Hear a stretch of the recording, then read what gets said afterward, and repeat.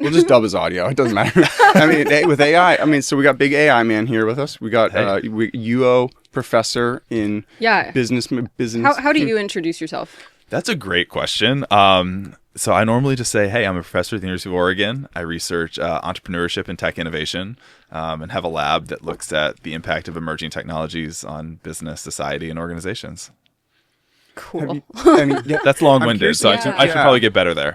Yeah, more like it's good. No, I like it. It's just big ideas. I got lost a sentence in. Right? I get lost sometimes in saying it. Yeah, if you were to boil it down to a sentence that people wouldn't get lost in. I'm really interested about the impact of technology on society. Technology. Nice. So it wouldn't just have to be startups. If you could work with like a big FANG company, you would, like a established. Would I work at a big company? Or do you like the entrepreneurial, like brand new? I like the entrepreneurial setting. I had some entrepreneurial experience. I've also worked at big companies. I lasted for about 2 months at a large accounting firm before I quit, moved back to DC, and then moved to Nairobi, Kenya. This was ages ago. So I didn't last long at a large firm, and I don't think I would ever do it again. Yeah. What's your entrepreneurial experience? So as an undergrad in the Southeast, we founded Forza Financial, which was a microfinance initiative. So it was kind of financing small businesses in Alabama, Georgia, financing small businesses. Yeah. What size? Like real small, Pre-revenue? Like 1 or 2 people, like bakeries and like unbanked, Oh, wow. Okay, so like the boring town. stuff that makes money and is established, has a customer, like a client base, not like angel investing or like that. Not for this. That was later, but this was. You did that I was later? 18, 19-year-old, and we just noticed like there are towns in the Southeast that they're just completely unbanked, and like the bakeries have left, like the hairstylist has left, the barbers have left. Like, how do you revitalize these communities? And that was how long ago? You're how old now? I am about to be 35. No, mostly you're fine. Like, so I'll be 35 in a couple weeks. So 15 years ago, things were already kind of crumbling because it's like day to day right now. I keep looking around. I'm like, I really feel like the whole world is like the hardest it's been in a lot of ways, and like so oversaturated with so many things. Yeah. No, you're absolutely right. And that overwhelm. But even then, there was this sense of just like, hold on, like the extraction of resources from these communities and just how do we fill that gap? So that was my first foray, and then was it a success or a failure that you then launch padded to the next thing, or not like it was successful. Was it boring? It seems like it'd take a lot of time compared to the AI tools you have now for accounting. Totally. Completely different. Like, and just also convincing investors to get on board with that. Because, like, how do you convince people to care about these communities or want to invest in these businesses knowing that the returns might not be as great as, say, a tech startup or something else? But we got a lot of money from out of state, or you're saying even raising funds within state, like people didn't care about their state. Yeah. Wow. That's wild. Because that's, like everything here, like CETO, the Jesse event, everyone's just trying to, raise money within the state. Right. I think one challenge there, if I actually, now contextualize it, it was post-recession, so we're talking like 2009, 2010, so capital was pretty constrained. So you had to learn to deal with how to part people or like how to get anyone to invest in anything. What a big concept. Exactly. Yeah. Especially like small or starting out businesses, like I assume that's just riskier than someone who's been in the trenches for whatever, a decade or something. Absolutely. Would you give me like just your honest feedback on a plan? Because Kenzie and I talked last night, and I thought a lot since it. I stayed up editing. Okay. So I've done all this, but I haven't sold any because that's the part of all of this that like would stop the chain of progress in terms of like, man, I just keep learning more and figuring out more. Yeah. So she might help sell things. Okay. And get 30% cut, or like like we don't know. Like I would be like doing the admin, like customer service, maybe putting together a website or like, taking the photos of things that are going to go up for sale because they're all one pieces. Okay. So here's the catch. Okay.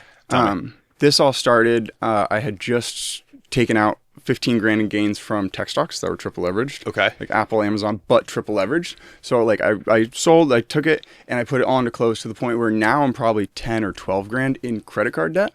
Okay. Because of it, I pushed it at 0% for 12 months. So I have like to figure it out, and I have options, but I don't know how to like communicate with these. Like some people come over and they'll like pick out a handful and I'll sell it to them. And this person, let's just say he invested in NFTs when they were big. Okay. And I realized like he's talked about it in some ways, but I've never been in that environment, like learned how to talk about investing and stuff. Sure. So how do I, because I don't want him to like, you've never had I would never want to sell a permanent percentage of this, but I, like, he lives in LA and he knows like clothing boutiques and stuff down there. So he could help me with a pop-up. Okay. So essentially just saying like, hey, if you invest X amount, I would spend it on the van to get down there and like the fees to like host, like sell stuff down there, and you get X% of this return. Like, how would you pitch investing in something really small, pre-revenue in some ways, but in others it's like the opportunity is there, and I have like made revenue, but it's essentially, that's like, I mean, even till like a couple days ago, I was making, like Kinsey and I last night, like there was 30 clothes like that we just filled up that thing with. So cool. So are you thinking about structuring as like an equity deal? Are you giving ownership to people? No, that's what I want to avoid, is just for simplicity, because it's just, there's not going to be an exit. All of this comes from being scalable. I used to screen print. Okay. All of this is funny enough. So it's glow in the dark. It's actually really cool. Is that an original design? Yeah, kind of. Some of them I just grabbed, like this. All these shapes are literally like Google. There's Google pages, but then there's also Apple pages. Okay. It's the built-in shapes.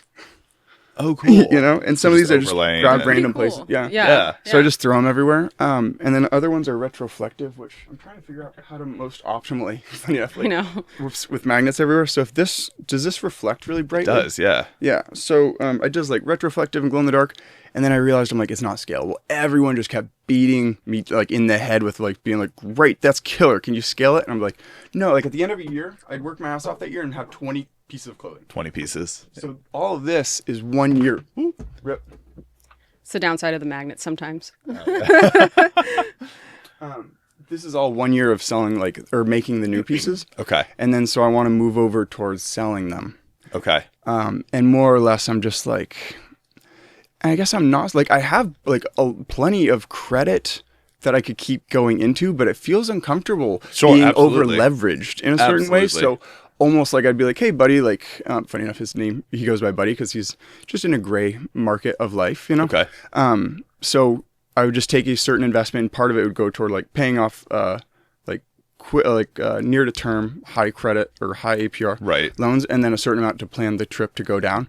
And then I just don't know how to deal with repayment or like percent equity of just that drop's worth. I'm like, because this is something I seriously am going to pitch to him the next couple of days when he comes over. I mean, one option would be to structure it kind of as a loan. So if you're asking for 10K, like structure it as a loan and then plus say a percentage of sales from the trip to LA. So instead of like, zero interest, but the interest equivalent would be, okay, whatever I sell in LA, I'll give a cut. That would be one way to structure that while keeping full equity. That's a great pitch. Yeah. So, all right. And then I'm done talking about all this. Just like, I never know whether to do it like before people come in or like partway into the podcast. So this is my way of trying to get it all up front. Quick 10 minutes. So now we can talk about like our main dig is photo and video. That's how we make a living. That's how I got the money to invest in stocks. Okay. And like I took, but it seems like partially because of AI, partially because of the, exodus from LA because of the fires and the destruction of the film community. There's just this overwhelming amount of people like available to edit and film. And so we're just at a place where like a couple years ago, we were getting full-time gigs quite easily that were well-paying. We enjoyed the work. We didn't have a website. We didn't have to market ourselves. Like there was just enough work for both of us. Like no problem. And that was in Greater Eugene? Okay. Yeah, it was in smaller Eugene. It was one in the Whitaker. We live next door at Mark Frohnmeyer. Okay. Three-wheel electric vehicles. Dave Frohnmeyer's his dad. Okay. We moved in next door to him, started with TikTok. One of the buildings at the UO is named after his sister. Okay, got it. Tracking.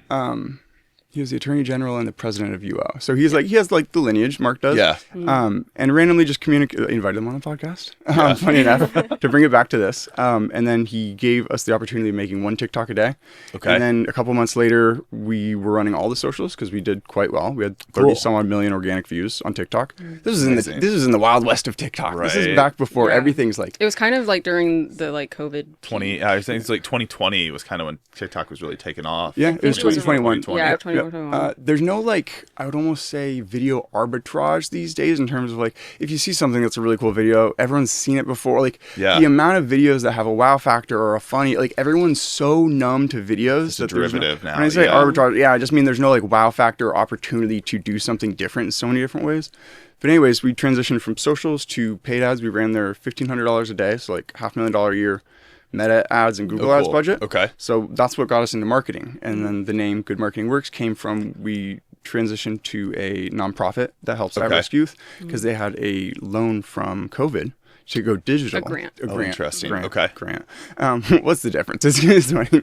No. A loan you don't big They had difference. money. Yeah, they had money. money. Money from an external source. Yes. So we had a really good year working that, and we weren't W-2 employees like we were with Arcimoto. Okay. So they encouraged us. Funny enough, the COO, she lives like not even a whole block that way. Like we moved in right next door to her. Yeah. And so we're like good friends, but the grant dried up for next year. Like no more digital. So then we're like, we were hot off the trail of like, wow, things have been going so well. We should take a couple months break, because in December it was like I'd like to think I'm really tired right now, but in December of 2023, I stayed up for 7 nights in a row just trying to get this one to fulfill a grant. Yeah. A certain amount of youth had to attend the thing. And they didn't, and so we're advertising to youth. It's on low budget. We're building a website. We're building a whole video, e-course yeah. that has videos and like all this stuff. It was just, but like, we didn't know that the grants were going to dry up. Okay. And she was in Japan for a month, so we were just working with one other person on the C-suite, and he's like, I don't know, this is what needs to get done. So we were just so exhausted. We moved just that same December of 2023 into here. Into the so space. We're so dead tired that we take 3 months off, and then we realize B2B, and I'm going to be done with this tirade spiel. I'm like, you can be all caught up, and then you can take it, because I'm like, you're doing great, right? Yeah, like, you're doing amazing. Like I'm like trying to. I love content. As distinct as I can. Perfect. This is important. We took 4 months off, and then when we were getting the ball rolling again, we realized that we're in the B2B space, not B2C, which we were used to. And the Kenzie, kind of realized she's like, these are relationships that take a lot longer to build. Oh, interesting. And they absolutely do. Like versus selling a $20 product to customers, which if you're even selling a $20,000 product, that even was easier. Yeah, honestly, like when you're selling to the whole U.S. and it's a product, so it's hypothetically scalable versus like we're a service-based business. Selling a relationship. Hey, you're going to have to talk with us weekly, daily for the next 6 months if you want to hire us for a contract. It's a bigger and is it just a right time? Like, do you have an interest or a want or a need? Because if you don't want to think about video and you hire us, that's going to be a nightmare for everyone. Yeah. Right. So it's finding the people who have the money or have the right interest, and then we click with. And we did get that. We went and filmed some battery research and development team in LA. Thanks to Arcimoto. They were the team that Arcimoto contracted besides the in-house team to like double check the work and make it like safe and check the Chinese batteries that came in that got imported to make sure that they were like cool. They're testing like they specified.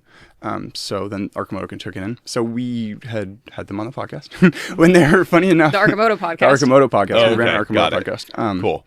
Back when there was a green screen wall instead of clothes, because I didn't make this many clothes. There was only 20 in the whole year. Yeah. It's crazy. Do you still have any of those pieces left? Yeah. Yeah, they're Gildans. I started just throwing, like, they're just giving them to people. Just like, you can take as many as you want. They had a lot more time and love put into them in terms of the screen prints. Yeah. But the quality of the garment was just, I mean. It's not even comparable to these, like, it's so low. February of this year, I get the 2020 Vision hoodie. Okay. And if you just kind of feel how different it might be from any other normal hoodie. Yeah. I was like, essentially I had my awakening. I was coming out of the low clothing quality closet, and I was just like, I am a fancy boy. I'm gonna get some nice clothes. Right. I got on shoes, but then I was just wearing essentially just like $2 shirts. I just realized that what matters a lot more than design is the quality of the fabric and the cut. And then so I just found essentially the Donda Design House and LA Apparel, which manufactures these. Okay. Any first of, so they're teaching people how to sew. There's small mistakes, or there's a small stain somewhere, or maybe a small cut. Interesting. They sell for a fraction of the price. They backdoor it. Okay. As opposed to throwing them away. Which most companies do. Right. Which is horrible. Which is wasteful. This company grows the cotton in the U.S. They sew it in L.A., so none of it really leaves the U.S. Okay. Moves around the U.S. Yeah, and if you'd want to try it on, I mean, give a zip up. Yeah, I'd love to see. Do it. I just started buying so many. I try on your clothes. Yeah. I guess that's how we met. Oh yeah. 2 or 3 months into doing that, I just sold the stocks, and so I was like, oh my god, I had all this money burning a hole in my pocket, and up until then I had spent some on airsoft guns, because I'm like, what a fun way to go hang out with dudes in the sun where we're not just sitting around talking. It's like we're like doing Call of Duty but in real life. It never really worked out, because when it's too hot, then you don't want to wear clothes and the BBs hurt, so then the winter is the time to play. Okay. And then this winter I'm too busy. I'm just as you Slammed can with tell. it all. Yeah, we're So, hustling right now. anyways, I had all these pieces of clothing. I'm like, I don't have the fucking time to screen print these. But So it feels good. bleaching came into, like, I just figured out that I'm like, okay, I can bleach them. And to the point where I'm like, I'm going to claim the title of them. Like, I'm the most foremost bleach researcher in the, like, to have ever existed. Like, I cannot find like pieces like this. Anyone who's made this many pieces, any design house who's like tested or done R&D, because everyone's like, well, it kills the fabric, and then they just don't even like, or like they do a little bit. So I'm just like, I just went really quite far into it. No, it's really cool. Yeah.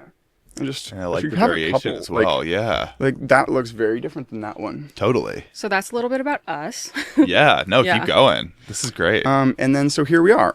In debt to clothes. Okay. But you have assets on hand. But I'm not liquid Liz. Right. Really, it's just locked up. Like it's locked up. Yeah. Like that one's a shitter. But like I like it. But you know. Love the 30 Rock reference. Yeah.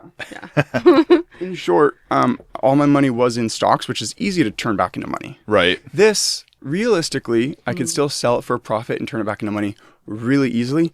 But I spent all this time turning money into this. Yeah. I'm not in a mad dash to turn it back into money. I'm like, I'm at a really like great place because all these pieces aren't going to be made forever. Right. Like a lot of these are like samples for the 2020 hoodie. Like, you know, like they're out of production. They're very one of one. They're very one of one. And then I cut and design. Yeah. And what is the cost to produce, say, something like this? So how much goes into this hoodie?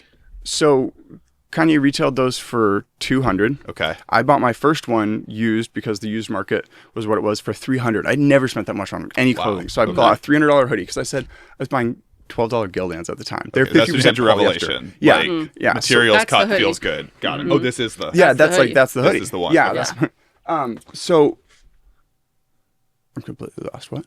No. I just don't even remember where I was.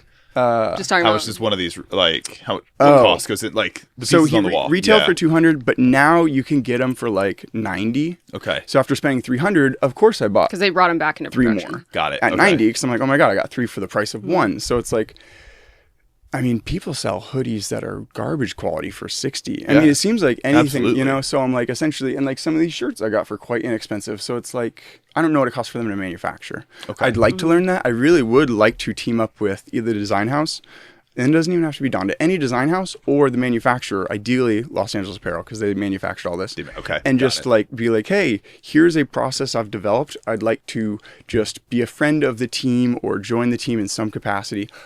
If one person in a small backyard who's also doing video for a living can make this many in 1 year, imagine how much a full team with facilities actually like could produce. Interesting. Yeah. So Can I ask what's going on with that like baby blue one up there? It's been speaking to me. It's always fun to see what ones gravitate to. Yeah. I do like that. That one's cute. It's okay. There's some I like that one a lot. A baby blue and that's one. just a single sky layer. vibe. Yeah. Yeah, we need models for his clothes. I don't know if Happy you're to help. Would you really? Amazing. Yeah, I don't know if that's where that was going. Yes, but it was. Okay. Yeah. Yeah.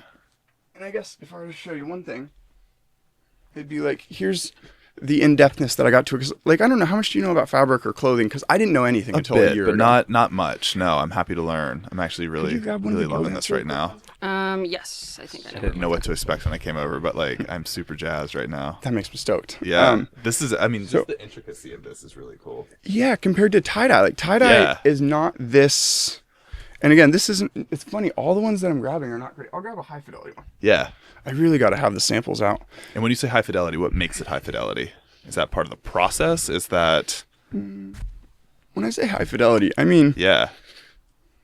Do I have any? Like, here's a low fidelity. It's almost like marble. It's like... I think I got all the tie-dyes out of here. Just because, like, they not embarrassed me, but I was just like, oh, that's people beautiful. are gonna think this is tie-dye. Yeah, it's okay. Yeah. But see how it's, like, more boba? This is more kiki. Yeah. And, like, you know, in terms of, like, these sharp... The differences in hues, like, alternate way quicker. And this is also bleach. So really tie-dye is like this fuzzy gradient is what I've learned. Yeah. So interesting. Sick. So these are what I used to get. And I spend, as you can see, like all this time screen printing. Totally. Right. So feel the quality of it. Feel the quality of it. Yeah. Just And I was like, I didn't really know. And then so this is what LA like Apparel. Such a good design too. Yeah, like I fun, love a screen print. Yeah. I appreciate it. Thank you very much. Yeah, absolutely. Trying to get better at taking kind words. So like something like this. The whole goal of it is that It's cool. Is that man, it's so bright in here the glow in the dark doesn't work. Okay, just goodbye. This is what LA Apparel makes in terms of the quality of shirt. Quality of shirt. And then but this is what the Donda and Yeezy samples quality is. So I'm going to just lay out the 3 different things. And so I'm like, once I started getting these, I'm like, it's so hard for me to let these go because they might not ever be available again. I see. Okay. Especially because Kanye is only making inexpensive $20 clothes. Everything from the raincoat, hoodie, shoes on his website are $20 right now. Okay. So I'm like, these aren't being manufactured anymore except for personal use, which hardly ever come up. I see. But following the Yeezy Gap Adidas, which is where this comes from. Right. There was a ton, and I just like bought them all up. Yeah. And then so it's like I have a bunch of pieces like this, and I'm like, I fall in love with every single one. Yeah, How would I absolutely. not, you know? Let them go. Do you wear the ones in here? Yeah. Okay. So pretty much that whole wall is for sale, and then all those bins, those are all for sale. Those are for sale. Okay. These are my personal. That's your collection. Okay. I'm like slowly it's titrating over as I'm becoming less attached. Initially it was nothing's for sale.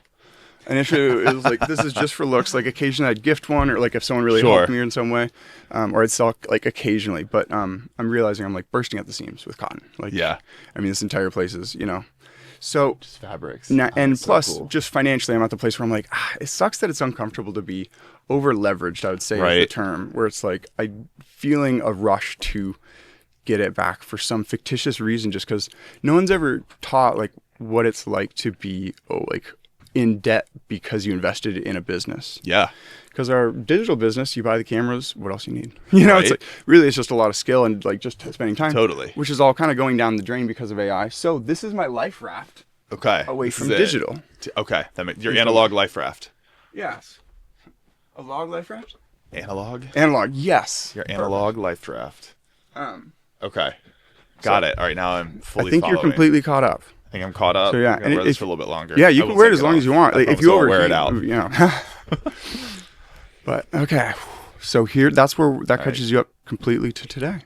All right, here we are. Yeah. Do you have anything to add?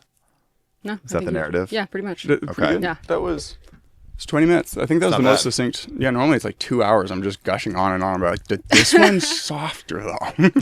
I was going. So I kept very professional when I was touching the clothes today. No, I love that.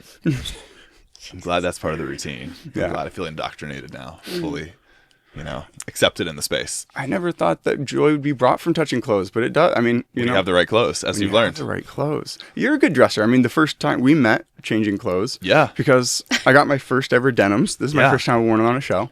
Yeah. And you had a denim on. I had a denim on as well. What's your clothing fashion or like, kind of? Yeah. Great. A lot of monochromatic, but like, I'm okay with the color pop. Like I'll roll with it. Mm-hmm. But like you said, like the fabric matters, the touch of it matters, the fit of it matters. Mm-hmm. And I do like a lot of denim, like to the point where I will wear the Canadian tuxedo these days, and I love it. Nice. Is that denim head to toe? Denim head to toe. What do you wear for a shirt under it? That's my only, because I just got denim jeans that match this, and I'm like, I don't know what to wear under it. So in the summertime, I will just wear like a black cutoff.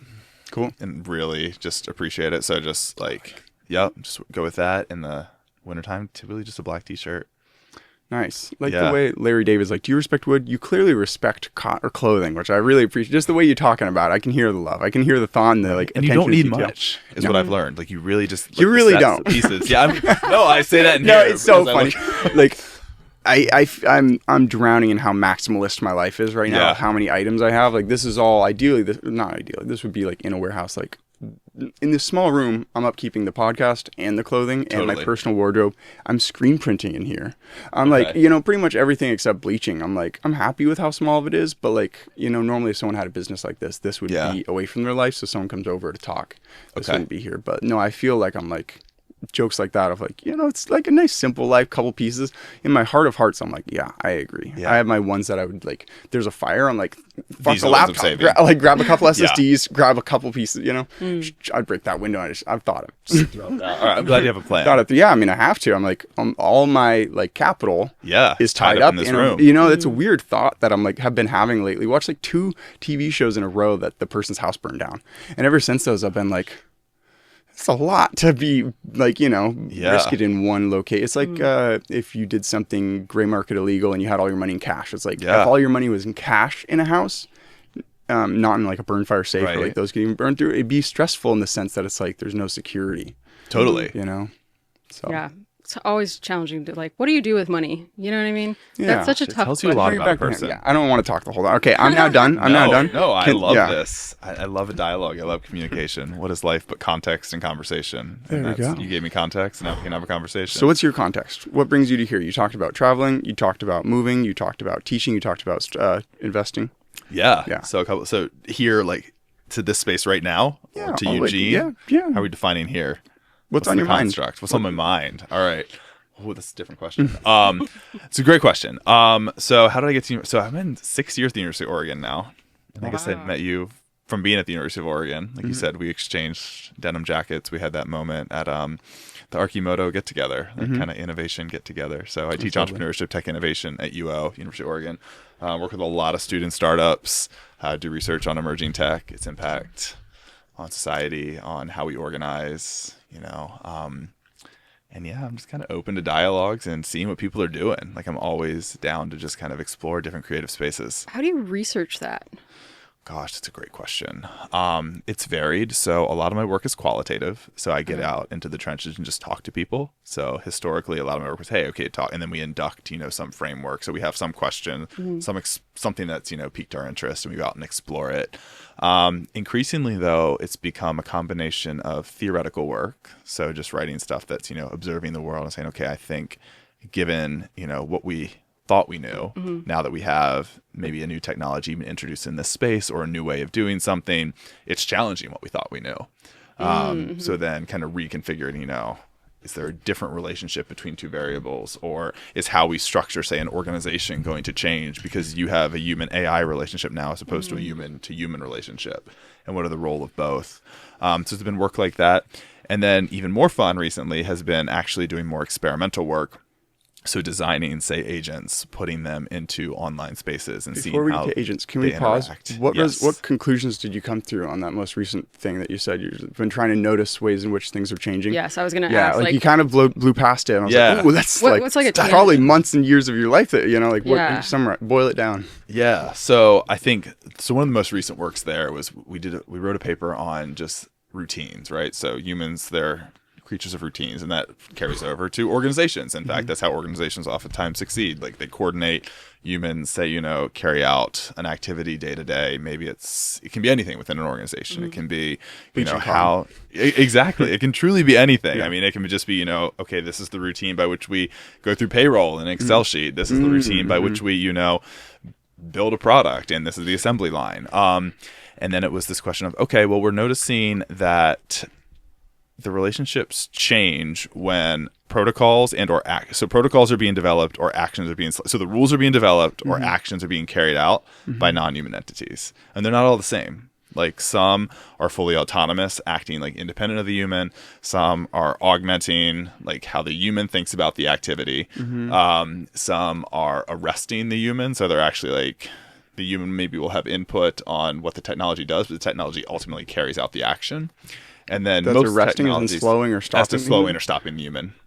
It's for alliteration. Could you, I guess, to explain what that, like an example of what that would look like a little bit? Yeah. I got lost on that one. Yeah. So for that one, if you think about, say, a blockchain-based organization, so it's based on smart contracts, the humans might design the system by which they interact, right? So let's say, for instance, you're the editor at the New York Times. And holy shit. I know, right? Is that a promotion? I don't know. Kenzie, shout out my clothes. There it is. The highlight. That's actually a great point. All right. So you're trying to figure out what goes on the front page, right? What's the front page news story? Historically, maybe you have algorithms on the back end or like Excel sheets that you organize different, articles you have from your writers and you make sense of it. in this scenario where it's arresting the human, you maybe have a series of smart contracts, so blockchain-based, programs that screen the articles that you've coded, but then they will screen the articles and select the one that goes on the front page. You don't have agency on that decision anymore. Yeah, I guess it's kind of that like is being carried out by the technology. You can have 3 options, and it alternates between them and picks the best. So it's that, but at a bigger scale. Exactly. So whereas you could use AI just to augment your decision, like here's the top 3, you pick it, or it could fully automate where it just does everything, right? It's picking the rules, our traditional LLMs and generating and just doing it. What role does AI play in your daily life? Not professional, but you're like, how is it like creeped in and found a home in your personal life? Great question. Because you're intentional, like you probably more than most know how to implement it. Yeah. That's a really good question. So, and I've written some thought pieces on this, and I have engaged with folks about this. Where can I read it after this? I'll share some. There's stuff on Medium. There's some stuff. Medium, and then what's your, did we even say your name at the beginning of the show? Oh, hi, I'm Alex Murray. I'm a professor at the University of Oregon. Dr. Alex Murray, then? Professor Alex Murray, Dr. Alex Murray. Got my PhD at the University of Washington. In economics, business? It was in organizational theory. Oh, wow. So a branch of sociology, but in the business school. So you wanted to figure out how people work. I wanted to figure out how human-based systems work. That's really cool. Yeah. And then you took that to this rather than... I didn't even know that was like a thing that you could really cool. study. That's really fascinating. Yeah. Okay. So that's right up your alley. Yeah. Oh, baby. Yeah. So there's a group at Stanford that's MS&E, I think it's Management Science and Engineering, and it's in the engineering school, but essentially takes an engineering view to look at how humans organize. And that's where OT typically falls. At this intersection of management sociology and engineering. Cool. Yeah. Oh, that's so cool. Are you still in touch with people at Stanford?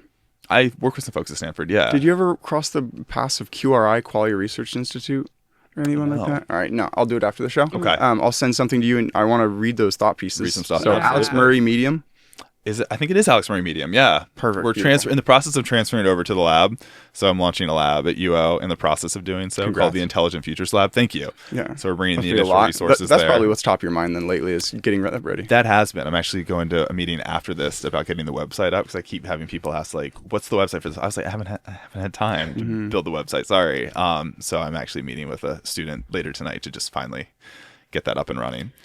Cool. Yeah. Making websites is a beast. I know. It's a beast of a project. Is there any capacity in which we could be involved in the this whole process? Essentially, my first job pretty much was I had a teacher who essentially he had just moved there from Michigan. Yeah. And he was teaching essentially play and youth and essentially how recess is very necessary for kids to not grow up to be very anxious and to learn how to play with other people. Fascinating. And so I started by literally just inputting data from trackers that would be Fitbits and they'd measure the kids' mood and then based on how active are they during recess. Just so it's I've been involved with what's it called? A lab. Just a lab at the early stages. I'm it's funny. I put together desks. I didn't do the website because I didn't do photo, video, any of that back then. Okay. But I'm you did some video, but it was just kind of short fun. Films, yeah. Because I was interested back then. But essentially, I'm video or anything content for your lab. If anything's needed, I'm interested. Absolutely. Definitely. So that'll be something that we'll start to figure out as we're generating content, but y'all will be top of mind. Cool. Yeah, thank you. Something I've always wanted to do, or did especially pitch to U of O and OSU is imagine a bunch of professors if they have time, but really all the grad students, they just set this up and I talk about myself little to none. Yeah. Just interview, hopefully I've had some decent questions before, beside the preamble. So essentially just getting really to, having people explain what their thesis is. Okay. I think would be a really cool thing. We're literally in a town with people who are researching cool stuff with a lot of funding behind it. It's but a lot of it doesn't get shared outside of academia or published papers. Right. And everyone's be a more accessible social version media. Of that. There's a lab at UO that optimizes the taste of coffee. Really? Yeah. Huh. Chris's lab, that is what they do. That's amazing. They have tons of pieces written in top chemistry journals on coffee. My first question for whoever got that started was do you even like the taste of coffee anymore? Right. Or are you so sick? Is your whole life, if something's your whole life, you kind of be a little I want to be a little bit something else, Right. I'm not just a podcaster, I have clothing too. Right. At least my entire life, I've always been running away from whatever I had be my main thing. I think he still likes it. Nice, good for him. Yeah. Although he he's fascinating. Just I'm sure the you are. first You question research when I met coffee him. taste for a living. Yeah, he was just Is he like, really amped all the time? Like really wired? no, Like... it's actually very like mellow, That was the very other way. thoughtful. He's not amped at all, but he does have coffee in hand typically when I've seen him. We've only interacted minimally, but I need to actually swing by the lab. I've never been in to see what they do. I've just heard it I'd be described. so fascinated to see what it looks like. Right? Yeah. So I'm really curious because you've seen a lot of different businesses, and like now that you've done this, like what typically makes a successful business? Perseverance, honestly. That ability just to keep hearing no and to make the micro pivots along the way to succeed in the long run, right? So being strategic and, actually conducting tests, but recognizing, oh, hold on, I'm testing, this aspect of the venture or this aspect of the product or this aspect of the service. I didn't get the result I wanted, but I'm integrating market feedback each step along the way. Okay, so we're there. In our business, in our just to use a case study to somewhat of like our photography and videography business, we're there. We're persisting. We're ideating, or kind of towards 2 years. Now. And 1 year of not having one main sugar daddy of a client where it's like, cool, we're not really looking for others. Now, like we've been like a year of on the treadmill, persisting. What's the next advice or steps? Like if you're doing all those things, what's level 2, Maslow's hierarchy of successful? Oh God! How to if you're persisting, you're integrating feedback. You think you have a good product. You think you have a good service. I think you figure out what are your proof points, if you will. Like what are the successful metrics that you've accomplished thus far, and then how do you distill those to the people you want to see them? Nice, cool. The next round of clients. We're on that, and it's the sense of like we have when we were doing all the ad budget. We have screenshots of how well ours did versus it was a creative team of 6 that had been making ads, and it's the proofs in the screenshots of like how good we did, and then for what it's like to work with us, we have video testimonials of the people that we do work with. So it's like I feel like we're doing those 2 ways well in terms of communicating digitally. Yeah, I feel like we just need to put it all together in like a really nice, like coherent, solid like packet, if you will, or like digital packet, whatever. Yeah. A deck. Yeah. As they say. Yeah. Yeah. Not to be like burning through your advice, but like, what's the next one? No, I'm kidding. What do we do after that? Oh man. Then deliver, honestly. Yeah. Yeah. Deliver what you. That makes sense. I mean, I would say if it was any other time in the world, even like post 2008, it's like AI plus like LA exited. Like we're dealing with so many compounding factors, which makes it, and like everyone's just tired and burnt out from anything online. So we come and say, we can do something online. Like, I think people just go white in the and they just they turn maybe not. Maybe I'm wrong. Maybe it's just some truth to that. And I was actually reading an article the other day. I think it was written by some folks at NYU and Wharton, so at UPenn, and they ranked like 700 professions based off exposure to AI. And like business school professors like high on the list. So like I'm pretty exposed. Got to figure out, what are we going to be doing for the next 20 years? Yours is really? Yeah, I was pretty high up on that list. But in fact, like the ones who are most, inoculated or the safest from the, the AI revolution, if you will, were like dancers and stonemasons and just these very analog professions. Yeah. This is stonemason. Designers, right? Yeah, absolutely. And that's why I have gone so heavy into it. I'm like, I don't see like the way that we make money today. I see it being very like uneasy step footing for the next couple of years. Absolutely. Things are just changing on a NVIDIA lost $700 billion of market cap when China beat it for some random thing. It's like, oh my God, imagine like it's not that long ago that the first company was worth $1 trillion. Right. And now a company that's still one of the leading ones lost almost $1 trillion in market cap in a day. That's insane. That's wild. Like, and we're going to see a trillionaire in our lifetime, if not in the next 2 or 3 years. So it's just a wild time, I think, in the digital information space. And, a lot of information content now, it's just data. It's being used for non-human based businesses. So to re-engage in the analog space, I think, is the future. And really at the local space, at the local level. A big thing I was doing was not selling the clothes online. Like maybe I'll like entertain that idea, but I'm just selling them in person because then people see each other in them, and like I build relationships with all those people. It's just more meaningful, and like it's not a mass manufactured thing, right? And I do think that's one thing that may come out of this revolution is you're going to see this reinvigorated spaces at the local level, as and I think we're going to see this culture emerge that's not this mass produced culture any longer. It's this is the culture of this space or this place. It's really exciting to hear, honestly, that's my hope as the byproduct of this. Me too. What's happening. and I think there's a number of mechanisms and reasons as to why that may happen, but I think that's the direction we're going in. I love it. So I'm on the wave. I think, you might be beating it. Yeah. I love it.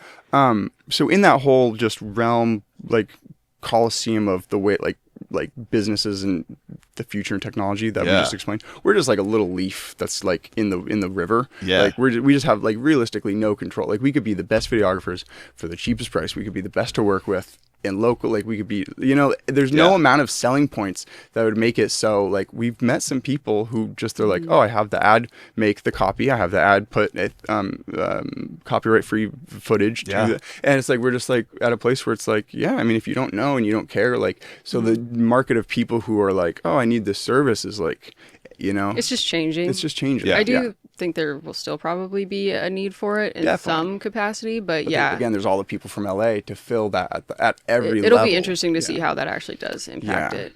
But there's just so many elements, like, because this is our first like business, you know, and so like I feel like I've learned there's just so many different elements, right? Like there's the skill that you have that you're providing as your service, but then there's also the sales, the like going around talking to people, like the boots on the ground kind of thing. And then obviously the admin side too. Which is hard. I mean, don't shorten the admin side. Like that's real. Yeah. And it's easy to forget about that and have it come back to bite you. Yeah. Were you happier 3 years ago or today? 3 years ago, where were we? Or like essentially, I'm like, it's not like I'm like even like less happy, but I'm just like, I'm so overwhelmed by the idea of technology, like opening my computer. It seems like this thing that I'm like, it's like asking me like do 20 push-ups. I'm like, oh God, like I'm really gonna have to work myself up to open my computer these days, Mm-hmm. So I think 3 years ago, I was probably less happy, but blissful of that lack of happiness. Like you're so immersed in it and you're so surrounded by the technology, and we were so deep in that age that you didn't stop to introspect and take a step back and be intentional about it. And I think now we are at a spot where, to your point, like there's so much saturation and we're so surrounded by it. It's this awareness, which I think does bring, some pain and self-reflection and, how do I pivot or how do I change my behavior? But I do think then there's that, I've been using the term hopeful pessimism recently. Hopeful pessimism. It's like, I don't want to be fatalistic and nihilistic, but I also don't want to be toxically optimistic. It's this idea that like things aren't great at many levels for many reasons, but there's this, in that acknowledgement, this desire to, okay, but like what are the opportunities that emerge, and like how do I maintain some degree of like change at the personal level? I love the thought and the direction. I'm just gonna throw in one small wrench in it and see how you deal with it. It was essentially like, if technology and AI has what's gotten us into this mess, how is it going to be the solution to get us out of it? Or like essentially it's like, it seems like the more and further we develop down this pathway, the worse it's getting, the more anxious kids are ever since the beginning of Facebook. It's like, this is all a progression from all that. It's like, it seems like kind of getting out of it is the way to kind of, but you can't, You can't. And that's what's so hard. And I think that's, and I even look at the lab, like we research technologies, we research the impact on society. Like, is there days where I'm like, well, if we just unplug the technology, if you will, to use that very analog, analogy, like, would things be better? I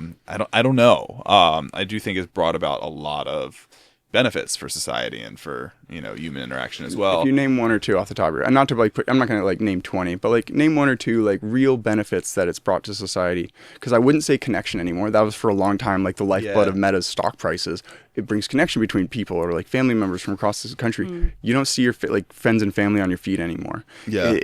People just use social media to like weirdly watch each other, like voyeurism of like, what's going on with this person I went to high school and haven't talked to in 10 years. You're not connecting with, there's no less connection, I think. Yeah, so it's interesting you say that. So I think one is looking at art, right? Because art is always a commentary on society and it's a conversation. And, there are mediums that have integrated, AI-produced art or this conversation with AI, or it's brought technology into that space. And I think in the creative realm, it actually has been really cool to see some of the exhibits that have integrated modern technology. Now that to being said, like I said, that's a commentary on our current state of being. So, and oftentimes art is dark, and the best art is oftentimes occurs in eras that are like not great. Like, what kind of art? Because like AI in movies is like it's like you almost got to turn it off. Like the Carry On, that movie with like there was an AI car crash scene. It was just like, I'd rather you just skip it, like, you know, like Quentin Tarantino, where they don't actually show the bank robbery. They just like, you know, I'd rather not see it than see it where it's like the physics are not there. Like, because that's AI with video right now. It's like the physics are not there. Right. And your alarms just go off. Or you're like, okay, so I'm just watching someone put a prompt into a thing. Yeah,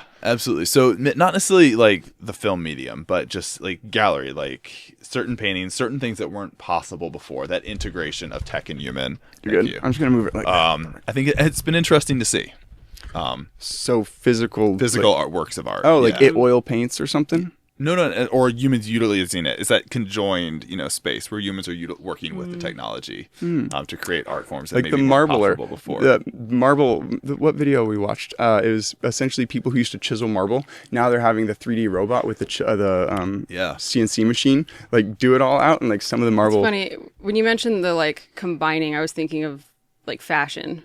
I don't know if you've seen like people are starting to incorporate like mechanical pieces and like circuits or something. I'm not entirely, I don't know that much about it, but it's been just interesting to see. And kind of like the use of additive technologies like 3D printing alongside that has allowed for like pieces that wouldn't have been possible previously. Absolutely. The whole 3D printing space is just like kind of mind-boggling. That is distinctly different than AI. I thought we were talking about tech. I thought we were talking about tech. Okay, yeah. Now, to the point around AI, I mean, I have not that I'm trying to harsh on AI. Yeah, absolutely. You know, no, I think there's huge questions around AI and the impact it'll have on society. Many of them, I think, will be negative. Being a person who's in that whole realm, like, what impact are you trying to have? What are you working toward? What moral dilemmas are you facing? Like, so just like having that be laying the ground, like day to day.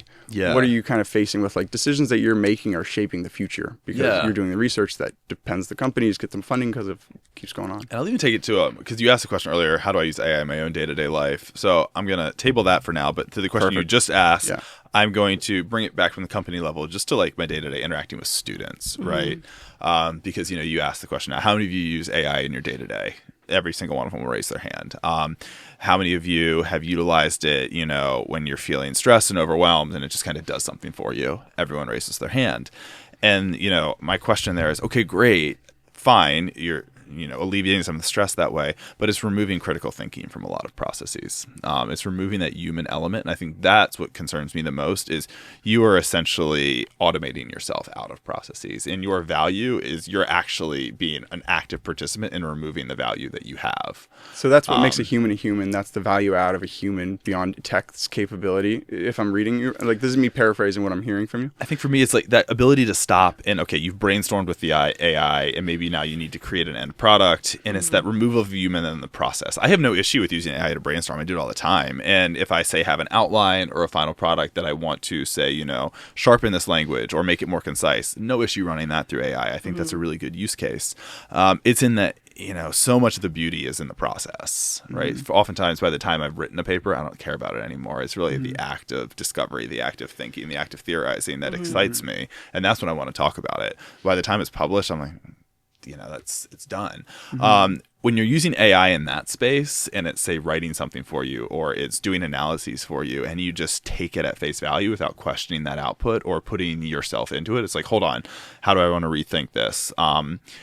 Almost thinking about the human as the AI, right? So now the AI is giving you the source input. How does the human then evolve into how is the AI prompting you to think differently? I've been reading a lot of that's fascinating to think. Yeah. Reddit teachers from earlier grades saying essentially students these days are just putting questions word for word, putting the answers in. Are you seeing that at college level? Yes, absolutely. So I think that's what I'm saying. No level of thought beyond copy and paste. Not everyone. Not everyone, but I have seen it. Hopefully not everyone. Yeah, I mean, we're not at that point, but it's becoming more and more common, and that's where I'm increasingly concerned about that ability to think about it as a mutual prompting space where the AI is prompting you, but then you're like, hold on, I see what you're putting down, but let's take it here, and having that dialogue, having that conversation to think critically, and then it ultimately still being a human product, but maybe you're conjoined and augmented by a technology.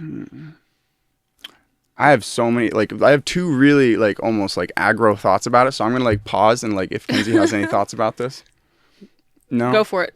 And let me know if I am coming on too strong with it all. No. But so you gave the two use cases of for ideating and then also for polishing. Polishing is your use cases. How have you turned on the Apple's like summarizes your texts with AI, where like incoming texts get sent through AI before you read I it? have not. Okay, so Do I you did get texts that are long enough that need synthesizing? Yeah, and more even short text it does it, or if people send 3 texts in a row, it does it. Okay, and what interesting. It does, like I've gotten the wrong input from what it's been put in, so I'm like, that's one example of AI being the last touch point before another person reads it. Yeah. Another example is a lot of people write something like, I don't know, the way I text, I use no capitals. I specifically use hyperhuman, non like professional, non-specific. Like, I just like, here's me communicating to you in the way that I think is the easiest to read, rather than like this, like, well, this is technically correct. Like, yeah, maybe AI can make it more technically correct, but the goal is to relay an idea or evoke emotion. Totally. So I think in your voice, in my voice. So I think how you would say it. Hypothetically, let's go to that. I've taken hundreds of pages of Google Docs and put them in PDFs and uploaded it to ChatGPT. I'm like, write a psychological profile on me and like roast me and like all these things, because I'm like, it does get some of that. Yeah. Because I'm like, I really do want something to. Yeah. It's interesting to that. I'm thinking about an example from like a week ago. So I very, very rarely, if ever, use AI to write an email. Right? It's just, I'd like to have my own voice in email, whatever. I almost find it quicker and more efficient just to write it. I love and appreciate you're communicating with another human, and you take it upon yourself. You're taking it upon to do it. Just throw it through a thing. Like, cool. Exactly. Thank you for communicating with people. And I will say the other day, this is an exception, probably the one time I've used it in a long time. I was rescheduling a meeting with many people, like it was last Friday. And I was like, you know what? And I had written it myself, and I wasn't loving, for whatever reason, the term I was using. It wasn't singing to me. Which what word? Or like, I'm so curious. I love something about it. Yeah. Like, just seemed like, I was like, oh, I'm over communicating and providing too much information. Like, it's doctoral students. They don't need to know about the inner workings of my life. Like, how do I just make this more direct? Everyone's been there. Right? I was like, I'm oversharing. But I wouldn't let them know that I'm not just shafting them. Right? Like, I have stuff going on. Like, sorry, I have to be in Seattle. We're not going to do it this Friday, but we're going to reschedule it for 2 Fridays from now, whatever it was. Beautiful context. So, what'd you kind of That's what it was. So I ran it through Claude. I was like, hey, just make this more direct. Claude. So Claude's, one of the AI I don't know. So I've never heard of it. Similar to either of us. Open it. ChatGPT. It's just better? Equivalent to ChatGPT. I like it better for more academic type work. I just paid for a 1-month prescription. I've gone this long without paying for any AI. Okay. I just paid for one month of ChatGPT. Oh, really? ChatGPT tried to do like transcripts to come up with timestamps for podcast, like for a couple number of reasons that it wouldn't let me input enough data. Okay. So, but if I should have gone with Claude, next month I'll go with Claude. Claude's good. Or test it out, see if it's more effective for you. Different people like different ones. So I ran it through Claude, and I was like, oh, that's good. That looks great. So I sent it out, and then the next morning I had someone come in my office like, that was one of the most direct, to the point messages I've ever seen you send. And I was like, yeah. He was like, he's just very matter of fact. It wasn't like you. And I was like, huh. So people, like, they are aware of like your aura, your energy, what you put into even in a text or an email. That's great feedback. And I was like, huh. I was like, good to know. In my head, all right. And I told him, I was like, yeah, Claude wrote it. I was like, noted. But yeah, it's interesting to think about that. It impacts human to human, like at the core in that setting. The podcast is just for getting people and talking to people person to person. Because I'll share another example too. So like I often speak on panels or give talks at other You're very well universities. spoken. Like props. Like I don't know if it was the practice or like you were good at it, so you ended up in this career. But like, man, like not photogenic from the event, but also like well spoken. Like like we need to make some videos of you just speaking about whatever. Like you said you've written think pieces. Yeah. Once you can really succinctly video yourself saying the same thing, it relays like I've stopped writing as much. As I have started videoing, because it's like, oh, this has more avenues that can be implemented. It takes a lot less time, and I'm connecting because like you write because you have these thoughts that aren't necessarily connected with logical gaps, so you still have to face them when you're talking out loud. The podcast, I love doing it with another person. This is great, and it's fun. It's fun to be face to face. It's fun to be in this environment, and it's interesting to hear you say that, because I've had students come up to me and be like, would you ever have your podcast? I was like, I don't know if there's a podcast. They're like, well, would you like generate shorts that you would maybe post as part of the lab of you like talking about a topic or the research? That'd be cool. I never thought about these, but that could be cool. Now that we talk about potential points of collaboration, you should come over and just have like a couple topics that you're like, hey, make sure to touch on these. Yeah. I'll have a line of questions, and you have like base and then maybe more in depth if like the base doesn't get you there, and we'll just run through them. We can edit out my part and just see if your segments from it make a good thing. I'd be down to do that. Segment. Yeah, that'd be really interesting. Yeah, and we're developing. We want to work with you more, so you're just an example that we can then take to any other department and just be like, hey, look how much of a no-brainer this is. Yeah. I actually really like that idea, particularly as we build out the night campus and there's multiple bioengineering labs. They want to get their research out there because they're doing hard science that they have discoveries every day. So yeah, that could be cool. And particularly because we're bringing that to this space, what I was going to share, because now it really is relevant. I was speaking on a panel, I think it was in Boston, and the organizers, there were 6 of us on the panel, and they took our collective body of research, each of us, and they trained AI models on it and attached it to an avatar. And they had basically a 3-minute dialogue of our avatars speaking to one another based on our research. And it was really cool to see as like promotional material. But if you carry that out, I was like, well, do I even need to go to Boston anymore? Do I need to get on this plane? Like, can I just send my avatar? But I do think there's something lost there. I do think like I assume the relationships that you've met the person in person. I hate that we're networking, but those person-to-person relationships. If I had sent my avatar to the get together the other day, we wouldn't have met. They're still fictitious. They're not a real person. They're not real. If you FaceTime someone, it's quite a bit more real than a phone call. Phone call is more real than text. FaceTime is pretty real. If I meet with someone in person once, that can sustain a relationship for 10 years. Yeah, forever, really. Forever. You know, so it's like, but if I've never met them, it's always like, okay, if it falls, it's not meant to be. Yeah. If it does keep going, that's great. It's fun to talk to this person, but like, who has the bandwidth to communicate, to write to someone one-on-one? Especially if it's like, oh, you guys are like actually having a good time talking. It's starting to become like 2 paragraphs. It's like, I have 6 things I need to reply to, or I could reply to, and it's like, then you don't text reply, and then months go by, and it's like, oh, and then things like falter. You know, it's like, it's like I appreciate a happy birthday text or a Merry Christmas text, but I appreciate a handwritten card more. And then if someone wants to screen print a card and write on it, that's like a whole nother level, right? But it's that degree of how much are you putting into it. Like screen print. I should start sending people a shirt for their birthday. That'd be like amazing. that. I'll just like take a Sharpie and I'll just write like right there, like happy birthday, Alex.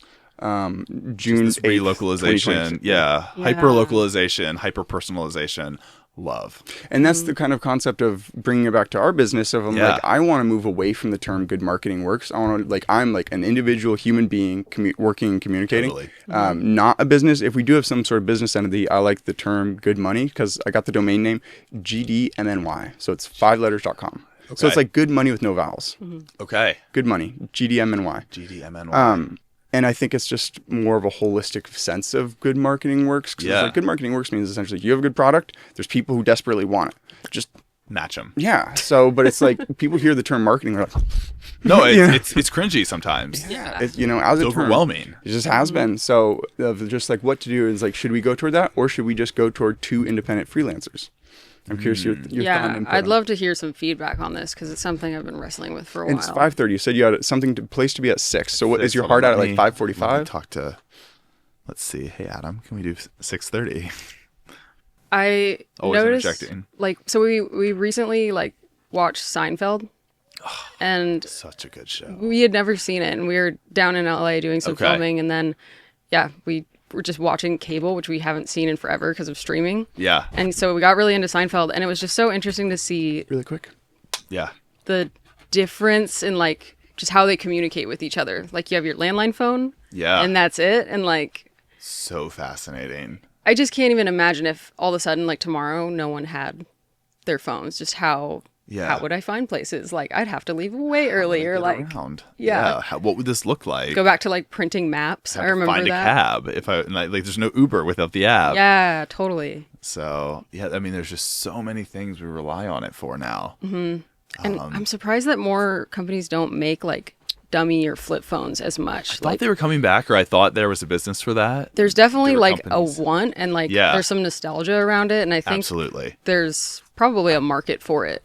But I'm curious. And I know I think it's in the Netherlands, there are cafes where it's very intentional. You come in and like check your phone at the door. Oh, really? And it's like you read, you play games, you converse just face to face, but like it's like an anti-technology cafe. That's kind of nice, love actually. The concept. Meanwhile, we're in a coliseum of technology. We couldn't do this without the technology. I'm like leaving the conversation to tend to the technology. Like, oh, it needs, are you okay? It needs milk. Right? But, so there's a time and place for it, Absolutely. And I think that's it. It's the time and place. And it's the technology is controlling us. We're not controlling the tech. And I think that's the biggest thing that I see and that I'm trying to be more intentional about. To your question earlier, am I happier now than I was 3 years ago? I think there was that lack of awareness to how much the technology was controlling me. More blissfully aware. Or unaware, like 3 years. Like everyone's too hyper aware. In it. Everyone's too cognitive. Like everything's slowed down. Everything's like meta in terms of like, well, like everyone has thoughts on things. Well, this is like this other thing I've seen. Everything's like this thing I've seen. Everything's like everything's on a loop. Yeah, so it's like, what loop is this? Yeah. What loop are we going to intersect with today? So I'm getting freaky with it. I'm getting really weird. And I was like with the podcast, I do no intro. Like, I mean, because I'm at episode 170 of my personal. Really? This is going to be episode 6 of the business professional. I'm going to air this on both. Okay. Yeah. So it's like, because I used to kind of like, oh, I'm going to market it. I'm going to like, maybe I'll send it to I don't even send it to the guest. I don't do any intro. Now I'm to the point where I don't title it and I don't even do a caption. I'm just like, put it out there. That, like, I documented the video and photo of a conversation. If someone wants to watch it, it's there. Yeah. But I'm like, I have no incentive because I'm never going to run ads. So I'm like, so for your personal. Not that we would for the other one either, though. That's kind of not the purpose. I'm like, oh, let me kill the entire purpose behind like a big part of it, which is like listening to a conversation, like listening to Naval Ravikant go on Joe Rogan, like changed the way I think. Listening to Kanye go on any number of his interviews changed the way I think fundamentally, not even just the ideas, but the way in which the dance of the conversation, that's all that, like, I'm like, so this is all just practice. It's networking. It's documenting. It's all just a part of a process. Yeah. Like, I mean, think of, I don't know if you have kids, but in 50 or 60 years, imagine your kids or grandkids, or like, imagine someone listening to this conversation, you're going to be able to listen to this conversation. Artifact. Yeah, it's an artifact. Yeah. It's like capturing. So I'm like, that's kind of a large impetus for like wanting to do this. Yeah. But I'm getting weird with it in the sense of like, everyone's used to an intro, everyone's used to all these things. Right. So how to make it different is like, okay, so none of these. And I'm like, I'm just playing around with, I don't know. And I don't have answers, like, because we have done social media as a job. Yeah. And we did it really successfully. We got millions of views, and we got to see what are the results of getting 35 million TikTok views. Yeah. Spanned across like 6 months. And it's like, people know about it more. People go to the website. You have to be intentional with how you direct people and where you direct people to really make like. But getting the numbers, that matter. Yeah. Getting the numbers really isn't going to change your life. No. So much as meeting one person who has a job opportunity or a need in which you can fill. Yeah. So I'm going toward more of like just like a quality of individual and like, oh, someone really important listening to that conversation. Right. Great. And I'm like, not just being like, I'm like, essentially I respect the viewers by being like, if they want to listen to something, they can listen to it without having to listen to 2-minute preamble. It's like, I hate listening to intros to podcasts or YouTube videos. I'm like, no. Cheesy jingle. Does anyone listen to them? No, anymore. It's like, can I fast forward? And then there's an ad. It's like, okay, when are we going to start? Yeah. And if people need to make their paper, I can respect an ad. Sure. Yeah. Sure. Yeah. Not going to harm. Yeah.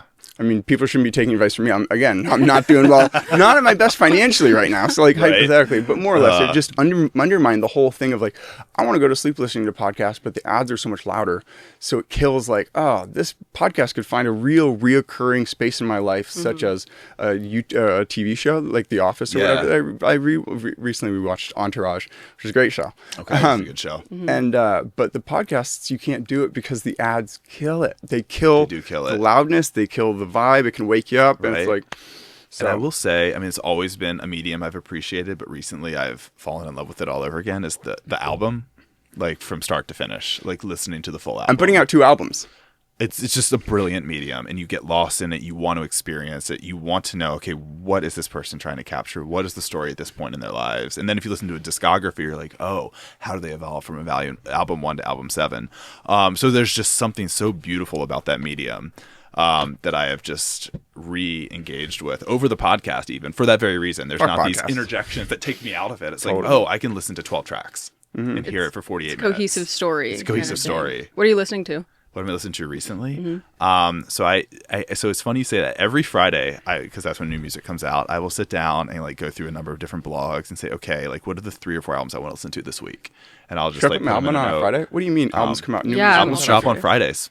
What? Albums drop on Fridays? Yeah. So 9 p.m. Pacific on Thursday is when you'll get them because it's midnight on Friday.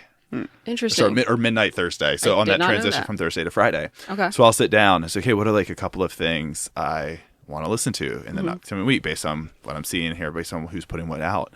And so that's kind of how I approach different. So that's kind of how this find new music. What new music? Like what genre? Yeah. Like, if you have one artist who you can meet them and talk to them or listen to them live, just one, who would it be? Tina Turner. I've never heard a single song. Really? I'm sure you have. I think you have. You don't realize it. But maybe I'm wrong. I don't want to project. Please do. Or David Bowie. Projecting's fun. I've had podcasts where it's just an hour-long argument with people when people just are having fun. I'm not very argumentative. You're clearly not. You're very agreeable, but you also aren't just like you posit new, like you take like essentially the conversation and you roll with it, like judo almost. Whereas some people, it's like they really do just get stunted up in terms of like, they're like, I have an hour-long thing to say. Could like the question, everything's irrelevant. There's an agenda and there's an abrasiveness. Yeah. I'm like, babe, just roll. Like, let's see where this goes. Yeah. Like, I teach the same way. I'm like, we have 2 hours. There's one point that you aren't going to remember most of this anyway. You're How going to could remember how that be you replaced feel. by it? When you said yours was high up list, I was like, the best teachers I had did like that. And I'm like, they couldn't be replaced by intro to chem, intro to those could be a bot. So your case, do you think yours it would be? Could it be? I don't want to self-elevate myself over being replaced by AI, so I don't want to necessarily respond in that way because that, implies some like, oh, I'm. We're all self-aggrandizing. Where you've lived in a one-person player game, you're like for 35 years. Right. Like you are the main character. You should be a little invested in your own life. What I will say though, and I've gotten feedback from many students over the years that my class is taught like a dialogue, right? It's taught like a conversation. Like they feel seen. They want to engage. They want to show up. Like it's fun. Okay, so aside from the thing that we're filming, or like here as a test, could we do a test where we come and try to film? Like you've heard Alan Watts, like they record his lectures. Yeah. Terrence, like a lot of people go Berkeley, like professors. I've seen the Stanford ones. Yeah. They'd have theirs recorded like back in the 70s. Love that. Okay, cool. That'd be really fun. That'd be a ton of fun. Yeah. So we have 2 things to film. I want to write it down. Yeah. Now we got to write stuff down because if there's a list, it's gonna get forgotten. So that's. Good thing it's recorded. Oh, well, that's hell yeah. I just got to walk around with cameras and mics all the time. My life's becoming more and more that way. I'm drowning in hundreds and hundreds of hours, terabytes of footage. Because as you can see, like, I have the overhead of these those I ended up more doing as time-lapse. So much data in this world. So much data. Yeah. And my ideal love, I hope it happens, is I can take all those like 3-4 terabytes, put it in AI and be like, just make me a documentary about, Probably can. because I'm like, video editing's the hard.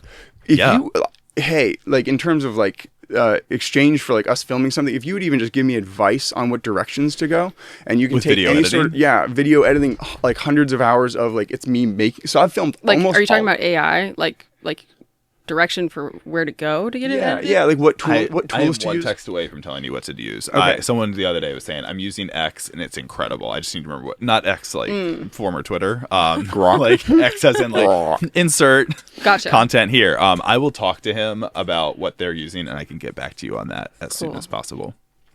If you add it to the list. Yeah. So pod with pre-planned questions, film a class. Okay, film a class. That'd be fun. We just love that you're up to be on video. A lot of people are very like timid about it, so you're very down. I do want to get back to the album in a second, but while we're here, just a little context is, so I filmed not every single one, but almost me bleaching almost all of these, and then me taking them in here after they've been washed, and me like unfolding, and then like me making this room. This like a couple months ago, these shelves weren't here or nothing, so it's like I filmed this entire process. Okay. So I'm like, but the editing, it's like it can't be done. It's such a it would take so long. So I'm like, to go through it all. some way in terms of like, if you could imagine, you could film like your life 360, and you could like have an AI thing, and imagine at the end of each day it would just summarize all of these things. Like I'm really interested in using AI as a way to like boil down hundreds of hours, or like 24 hours. Yeah, distilling. See, I think that's a beautiful use case. Yeah, because that's just a task that's so overwhelming and so unwieldy for a single human to do. And you yourself, you're understaffed. Yeah. Well, and I do video for a living, so I'm like, well, I could be getting paid. We're all understaffed. If I'm going to be video editing, I should be doing it for money for a client rather than my own thing that's just for like a passion, love hobby. Like, because like. Yeah, it's not even like a marketing video for the business. It's like I'd be wanting to document it. You know? Right. And like I want to look back and be like, it's a passion project. Yeah. So yeah, I mean, if you want to get involved in that in any way, like I would document and research. I habit tracked where for 400 days I tracked. So like I have a lot of data sets that I'm interested in AI, AI utilizing because like I put all of it in. It's like AI was like, you should do less all-nighters. And I'm like, you idiot, you missed the whole main thing, which is like after the all-nighter, the next day was tens in terms of physical, mental communication. Like it had all these massive, like weirdly, it's almost like you're on one beer drunk. People say you shouldn't drive when you're sleepless. Yeah. Because it's kind of like being on a beer or two. Right. It's crazy to be on a beer or two all day without having a headache. Totally. Because I don't drink. Because having a headache from drinking is too much for me. It's too much. I agree. So like I'm like I want AI to be like useful in my life in these weird, interesting niche cases. Is there any like? I mean, should I go to U of O? Would it like? I mean, Like, clearly there is more crossover than we expected. When you first came in here, I'm like, I don't want to say the word AI. I don't want to hear it. I don't want to talk about it. And now I'm like, it. I am actually interested. I do have like really big hopes and dreams and goals in terms of how AI will be implementable in my life. You know? That's my hope. I think with any technology, it's about who controls the reins of it, and I think that's what scares me most right now. It's, centralized entities. We don't need to go down this path because this does get dark, but it's like centralized entities having control over the technology. Sam Altman was cool as hell for the longest time, and it seems like just recently it was like the blade had just like flipped over, and now people are like, he's a baddie now. I'm like, he was just a goodie. Right? This happened so quickly. So good. So I mean, the narrative is Claude's like hypothetically centralized around a goodie, or is it blockchain or something? No, and I think so. Actually, I'm working on a book with 2 former students on that very topic about what it means to have like a blockchain-based decentralized AI, where kind of humans control the data inputs. Like you and I have, tokenized data based on, maybe you tokenize that data, you have it all. You can give access to the model if you want to, but that's your choice. And that's something we've been playing around with. That's cool. And, we're starting maybe a book proposal together. Yeah, with open source, what's the incentive to really develop it if like then everyone gets it? And I'm like, hypothetically, like there is some appeal to being like, oh my God, I cracked it. I figured out like the right prompts, the right apps, the right plugins to use where AI successfully, like it really does take out the important parts. It slows it down because it can speed RAM through 100 hours and then it slows down for 1 minute where I say a certain thing. It's like, that's the goal of how I want it to be used.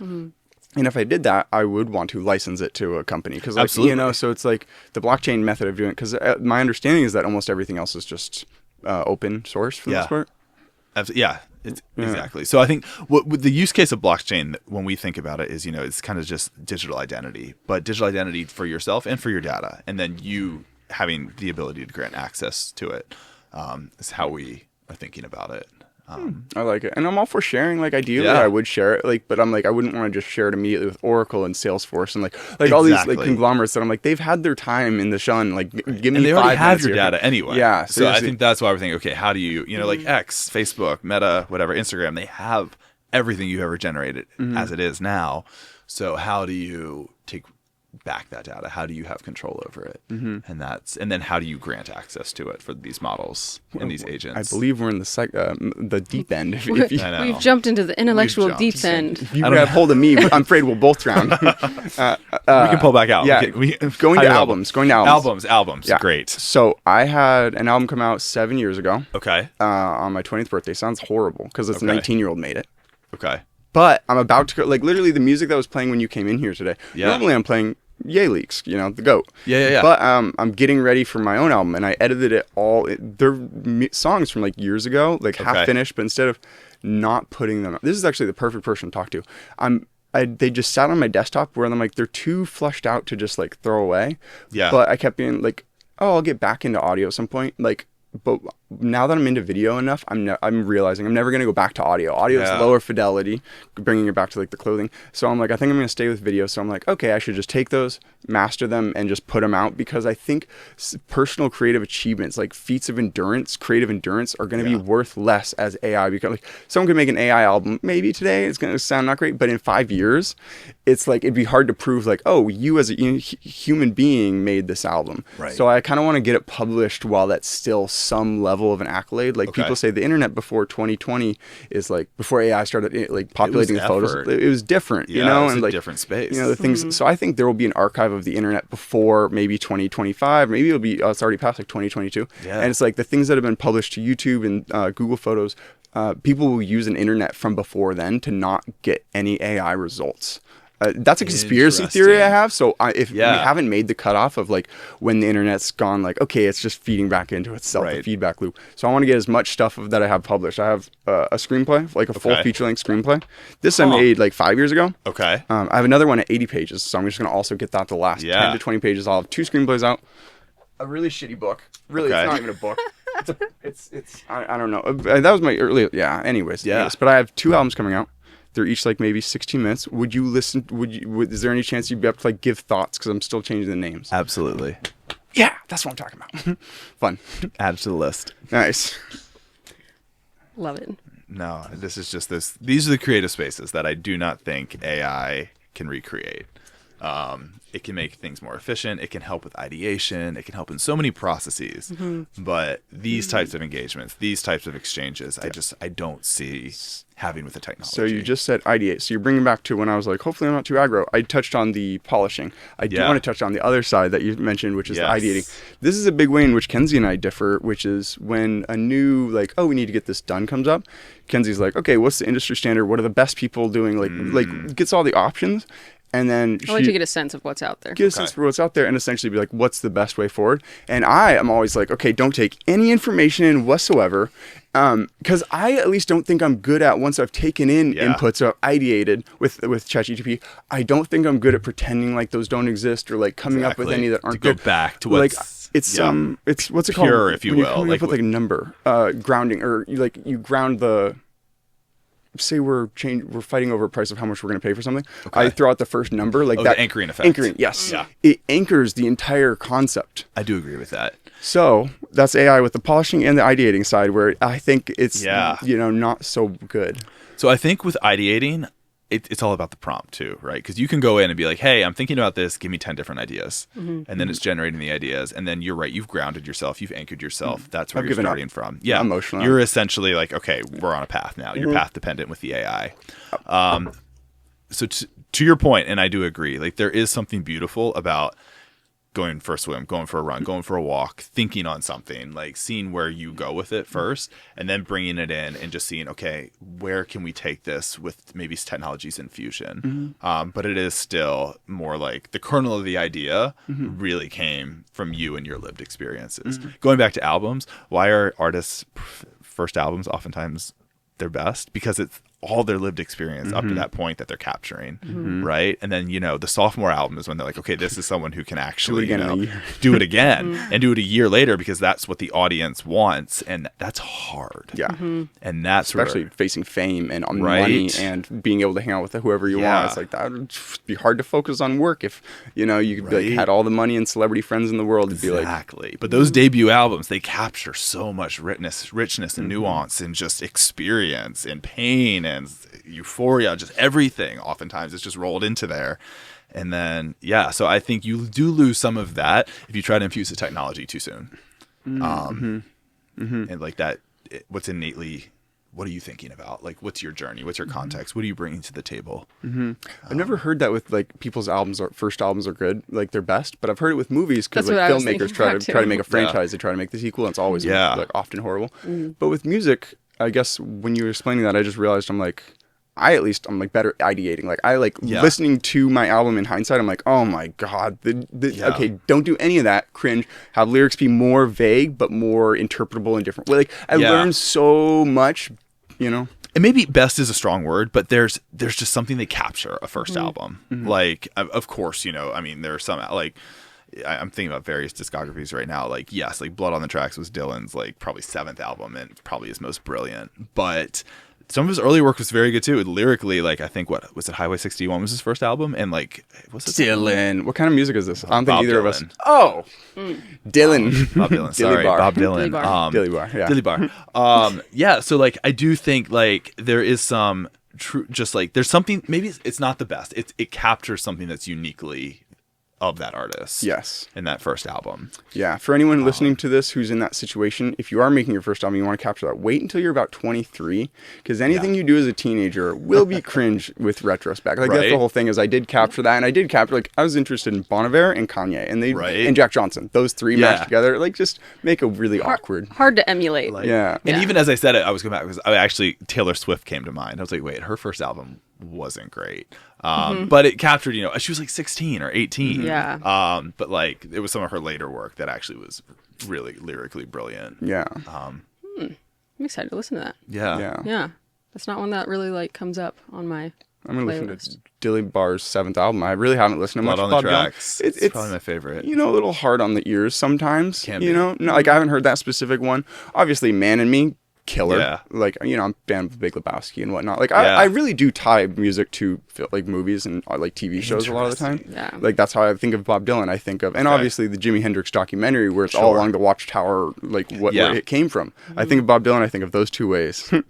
So interesting. I so rarely tie music to like the visual medium. Do you think in pictures or words? Usually think in words. Is this the first one we've met that's like me? Yeah.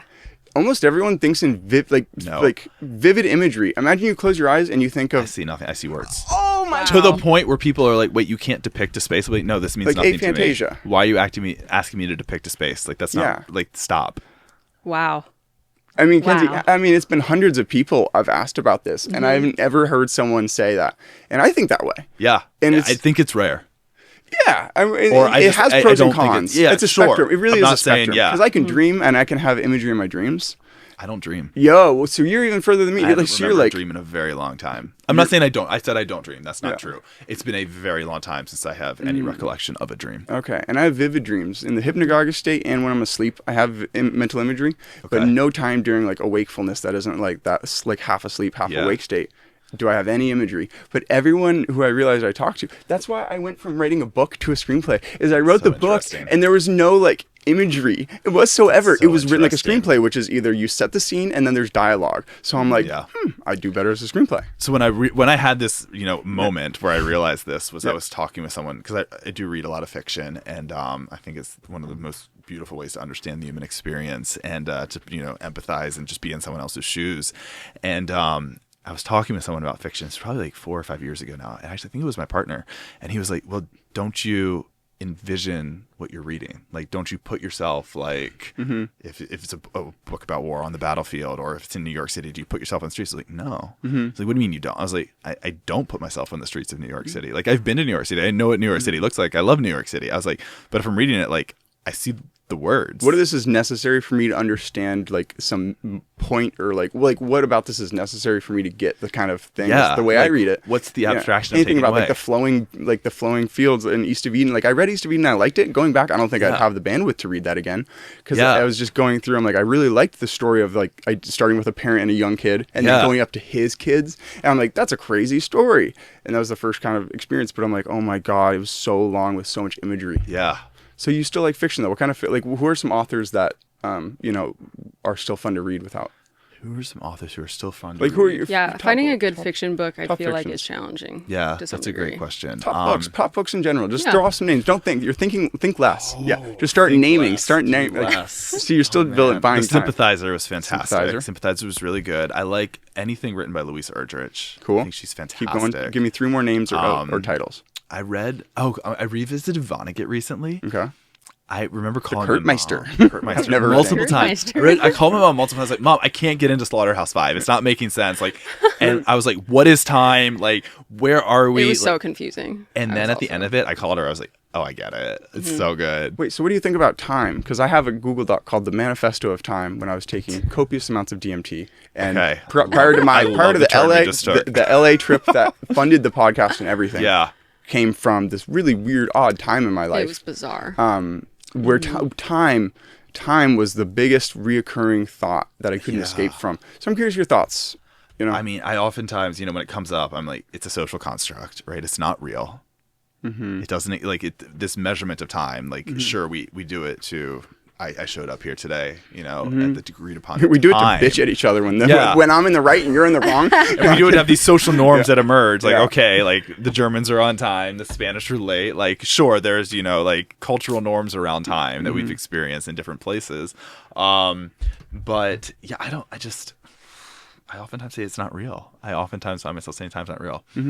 So would you also say money isn't real? Yes. Nice. I would also say money's not real. Money ain't real. Time ain't real. Money ain't real.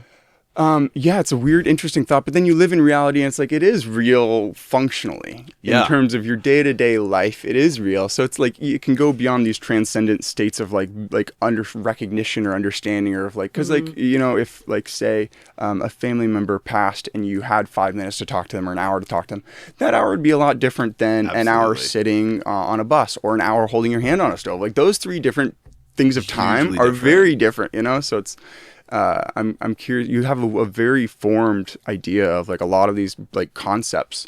Kind of like how did you become you? What are some foundational like events in terms of maybe you were gymnastics, maybe you took Spanish. I lasted one day of gymnastics. I took Spanish in high school, but don't remember So much. what are the Not things as conversational as I'd at a like young to be. age were formidable?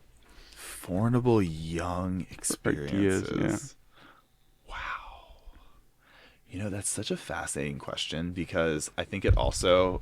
Sorry, thank you. You're good. I think it also comes back to my inability to envision things. I oftentimes struggle to like give a response to that question, and I think a lot of that is because it's hard for me to put myself back into whatever time period you're asking about. Like I remember. Do you change a lot, or do you not have like long like have you had a hero for like the past decade of your life, or like any like major role figure, or any like book or podcast or anything that you come back to?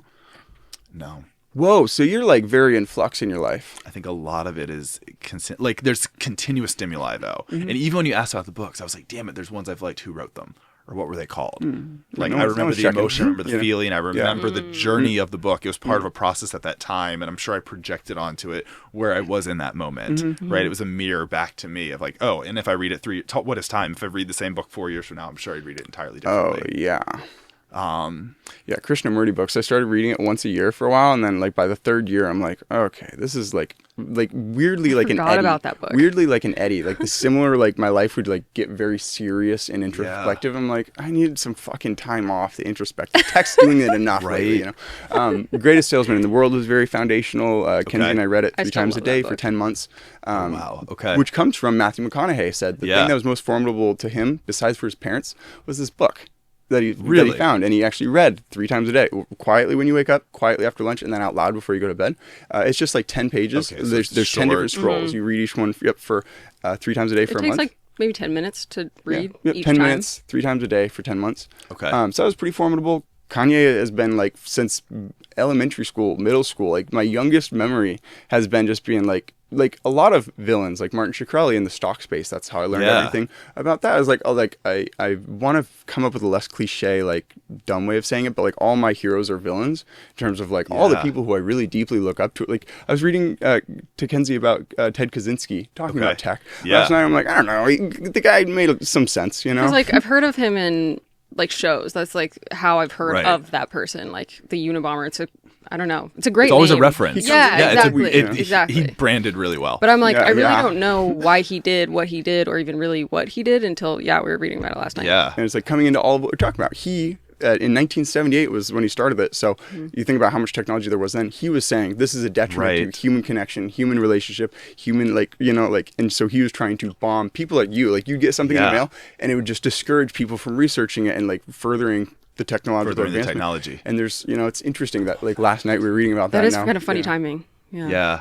And it's really interesting you say that. He's not my hero, though. Like, I do want to say. Even if he is, I do want to say. Kanye, Shkreli, some other people are my heroes. He's not necessarily. I don't know the guy. Never met him. Yeah, Never but met him. I don't know her. I'm intrigued. I'm curious. Yeah. No, but it's funny you bring that up about technology and like how we respond to it as a culture and as a society, because I had a student, a doctoral student the other day. We were talking about just some of the things, not even Gen Z, he talks about Gen Alpha and like some of the TikTok trends, and like they change by the second. Wild. And they're wild. They are nonsensical. AI is interjecting. It's like, what am I watching? What is this? And I was like, make it make sense. I was talking to a doctoral student the other day. I was like, what is that? And they're like, oh, it's just new age Dadaism. And I took a step back. I was like, you're right. Like we use the medium Dadaism, like Dali, like the paintings that made no sense. Right? I mean, they're beautiful. They're so intricate, but like the clock is melting, and the elephant has antlers, and why does the man have wings? Oh, like this. This is a good example. Kenzie was like, "What would you even do if you ever met Kanye?" I'd be like, "Let me have one line in the song and just say water bottle." I'm like, there's something about that word that just kind of tickles the brain in a weird little way. And so essentially that's like, there's many things, like some, like my best clothing has something about it where it's like, I don't really know what it looks like, but there's something pleasing about it. Exactly. Yeah. Okay. Dadaism. Dadaism. And I think it's just this new wave or new age Dadaism that we're kind of in. It's just in a technological medium. They wildin'. Yeah. Yeah, seriously. They wildin'. And it's 6:02. If you push to 6:30, like 6:15, like 6:15, we'll call it a 6:10. 5 minutes of like wrap it up. Get the Uber out here. Great. Yeah. So we have a couple exciting things to do. We have 2 things to film with you that I'm excited about. Okay. So we're coming in the classroom. This is why I made the list. What was the other one? Just do me talking about research or and we could ideas. do that when we do maybe the classroom, like either after, like essentially if you have, do you have a moderately aesthetic office? if I cleaned it. Or like a place maybe like even a corner. yeah. Yes, I have a moderately aesthetic corner. So we'll film both of these on campus with you. There's also a space that I've been really curious about. So it's in the EMU, so the union. I only saw it the other day. I was going up the staircase. I had to go. It was actually for the hackathon. It's the first time I noticed it because I don't normally go this way.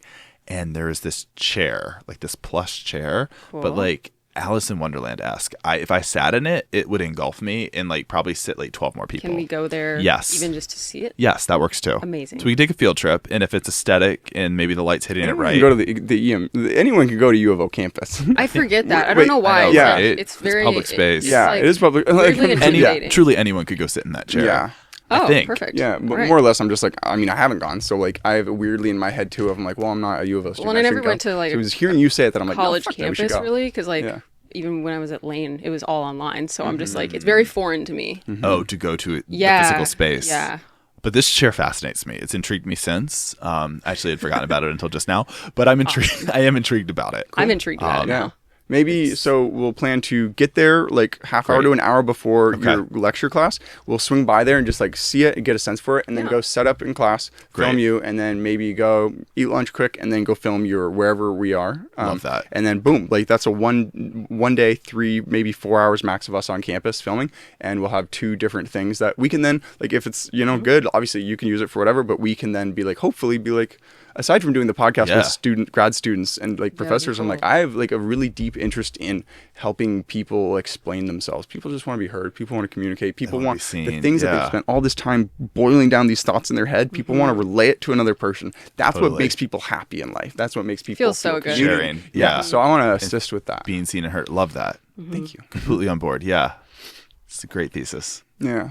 Okay, so we're going to film those 2 things. Yeah. Is there anything else on that list? You're gonna listen to my album. We'll listen to your album. 2 albums coming. Is it on Spotify? Where do I find So it? my first album's everywhere, Okay. but that's not one that I'm not going to change it. Like it's up. Funny enough, of all my creative endeavors of everything, like the money, the book and the screenplay make no money. The podcast, because I do no ads, makes no money.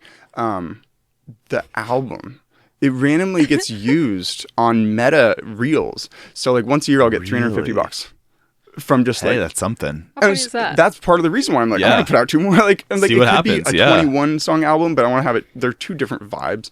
So one's 10 songs, one's 11 songs. They're probably each like 16 to 20 minutes long. Okay. So short out EPs really. But Would love to listen to I them. just want to like stake my name. Like a big thing in my life is just like finishing and putting a bow. Otherwise, it takes up mental space. So how do you read Reddit? You're the first person I've met who's really thought like mostly in Word. Like I just go through Reddit all the time because I log it pretty well. Yeah. Whereas stuff like TikTok and Instagram Reels is a lot more fugazi. I'm like, I can kind of remember it, and then I'm trying to relay it to someone. Where I can pull up a Reddit thread from 6 years ago and show it to someone. Yeah. Like, what's your internet experience? What's your data input? What is my like? internet experience? I actually read a lot of long form journalism online. Like I will still read New York Times, The Atlantic, The New Yorker. Wow. And I appreciate diving deep into and understanding a setting or a context. Like these blurbs, like CNN breaking news or like a TikTok clip, like it doesn't work for me. Like I don't want that. Like I didn't ask for that. I didn't ask for that. I didn't ask for that. Yeah, like no. I want to like sit and like think on something. I want to get into some narrative and like what is my response to that? Like what am I relating that to? And I find talk about time, like if you're reading something for 15 minutes, you're gonna wander. You're gonna make connections. Like why is the mind wandering there? Like what synapse is like being formed or Next like couple that you run into, would you text it to the group chat? Because I never really read stuff like that very often. Yeah, do you have a subscription, or do you get like the physical copies? And I like... still get a physical copy of The Atlantic. So I think that's the last. But like my partner being an architect, like there's a lot of physical like architecture, publications that come into the house. If you have a physical one, we'd love it, and we can like return it. Like I want to read like a long form article. I didn't bring a backpack. We'll see you I soon. would have had one. Yeah, you'll see me soon. I'll give you one. Do you use Reddit much? Not that much. So in the same way, I don't want to read headlines. Yeah. What I want to read is someone's opinion or question about a general field, and then a bunch of people giving their input, and then people giving input on that. And it's honestly a blast. And building it found together. it. Yeah. I've Yeah. heard that. Yeah. because then it's just kind of like crowdsourcing a couple like far out ideas, and you can kind of get a sense from like the general. Yeah. I found it to be the most accurate in terms of sense of like Interesting. learning a field or learning like a subject Because matter. there's some pretty knowledgeable, like expert level people that use Reddit, which is cool. So I mean, I have used it. Like, if I have a question and like that's the result. Like, if I Google something, it goes to Reddit. Like, I have gone down the Reddit wormhole. I'm like, I don't think I've searched a question without the word Reddit in front of it in the past 10 years, 12 years. Pretty much, yeah. Like every single thing that like query that I have, Starts I want Reddit. I want a human being's like input, nuanced, essentially like answer. Like it's like, hey, I'm gonna be tie dyeing. How important is soda ash for an MX? You know, the chemical reaction of the dye really. Someone posts a picture. Well, I did it when I did one without the soda ash, and I did one with. I did it, but I didn't do it hot enough. And then the comments down of like, oh, you can just put it in your oven. Like you get like the nuance of like, cool, that's saving me a lot of R&D process. And that's where I'm like, oh, no one's R&D bleach. But I'm like, I'll eventually like open source and share it. But like right now, I just want to team with a manufacturer or a design house. That's my number one goal. And then like in the meantime, like selling pieces to float me by is like the plan. But yeah, cool. Reddit, I would bump it up the list. Next time you have a Google search that like the AI or Google is not giving you what you want, just search the word Reddit at the front of it and like try the first 2 or 3 like links. Okay. And it's changed. I can't go back. All right. No, that's good to know. Because I do relate to you. I can't watch TikTok. It doesn't work for me. Yeah. My brain doesn't work that way. Mm-hmm. Like someone will share a TikTok video for 2 hours or for, like occasionally. You probably don't have, I'm not I can't remember the last time I watched like a full series or TV show either. Oh, wow. Like, and I probably watch 2 or 3 movies a year. Like just the visual medium isn't one that I just word. Like I like to see the words. Yeah. It's funny. She has subtitles on. I hate subtitles on because I'm so word focused. I like stop watching and I'm looking at. Same. We burned through an entire series in. We watch. Yeah, I like. We have a projector. Like that entire wall is the projector. Yeah, I did notice that. I like it. So it's much more like calm and relaxed. Like I've noticed, like seeing TVs is very aggressive on my eyes now. Especially when you look at screens, like for like all the editing and stuff we do. It's like if we had a TV, I wouldn't watch TV. No, I wouldn't watch TV. Yeah. If you have a projector, it's more like. Yeah, I do appreciate the projector. Yeah. So it's not as abrasive. It's not as like in your face. It's not so much an item. Mm-hmm. And I would just say so much of my understanding of the world comes from TV shows that I watched when I was younger and movies. They're so impactful. Mm-hmm. There's so much nuance. You get to see these extreme examples of like we just rewatched Scavenger's Reign, in which these 2 people who are stranded on a planet, an HBO show, phenomenal. Didn't get renewed for a second season because why would it? Has this massive fan base on Reddit that's pushing for it. Anyways, these 2 people who are on this planet for months. One of them kind of got this thing like a cordyceps, but for a human being, where the other one knew that they would have to kill their friend who they'd been with for months. That they've been like surviving this planet. Imagine being on an island for months, and they say if I let this person do whatever they're gonna do, they're gonna kill me with just by like the thing that they're infected by, like the cordyceps mushroom, how the insect kind of climbs up. It's an incredible story. It's just like being like, oh my, like you can get emotionally kind of like, oh gee, because you think of like the capacity of like human beings have been in all these situations throughout human history. We're capable of being in different trance mind states of like absolutely a Buddha or a prison guard or all these things. So TV is a good way of like testing things on. Okay. Yeah. But a little bit more re-engage with the medium. Yeah. I mean, I'm a big fan of a lot of things. I'm also a big fan. Yeah. Okay. Yeah. So it's 6:12. We got 3 more minutes. What are your closing thoughts of closing thoughts? Your name one more time. Like who would imagine someone listens to this? Okay. And they're actually like they have the oh my God, I want to talk to someone who has this information or has access to these individuals or this lab. Like who are you wanting to get in touch with on the off chance that they happen to listen to this and be like, oh cool, I'll send you an email because you're looking for me. Yeah, great question. So as you said, I think you said state my name again. So Alex Murray at the University of Oregon Intelligent Futures Lab. We're looking at the impact of technology on businesses, society, organizations. It makes more sense this time. Mm-hmm. Awesome. I didn't get context. Yeah. I didn't get looped. Yeah. Awesome. Didn't loop on that one. Who would I want to listen to this? Honestly, anyone who's just thinking critically about our current state, right? So people who are taking a step back and saying, how do we get here? Where are we going? What's going on in this world? Yeah. I think everyone thinks that they're thinking critically about AI. I know right? 2 dozen people who are like thinking critically about AI. You wouldn't want all of them reaching out to you, Not just AI though. Like I think that broader level is like, how are we redesigning social structures going forward given the technologies we have? Like what are we building? Like what does governance look like going forward? Like what do political systems look like going forward? Do we need people in organizations, or are they going to be like 2 people in an AI backend? I think in our lifetime we're going to see, $1 billion company that's 3 people in all AI. What does that Kanye's mean? What does a that look multi-billion-dollar company. He's one individual. He has 100% ownership of Yeezy. Yeah. It's So a one-person multi-billion-dollar company. what is this world going to look like? And I think people who are thinking about those questions. He did it with clothing, not music. Clothing? Music, Analog. he was in debt. Yeah, he did it with clothing. Okay. Anyways. Analog. Yeah. No, I think Rihanna. Does she have the same journey? I don't know any other artist or individual.